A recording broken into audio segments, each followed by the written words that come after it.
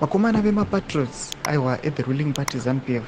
voburitsa statement yationa kuti vakomana veZANU-PF patriots vabudisa the statement aiwa yekukonfirma kuti aiwa their conference aiwa iri kutanga muzuva ranhasi vauya vachibuda vachinyatsoclarify zvataona kuti aiwa this event has been confirmed noda kwestatement raproduciwa rataona ari kutenderera sanavena masvika vanobuda nyora pana muri subscribe like watirona the bell vanoposta the statement ramuri kuona iro aiwa ritori nesignature awa nemastamp awa at the regime raza kuti ndechokwadi voya paino pavonyora vachiti ZANU-PF annual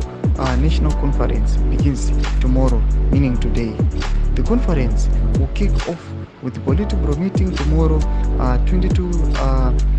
this 22nd October 2024 at 1 p.m.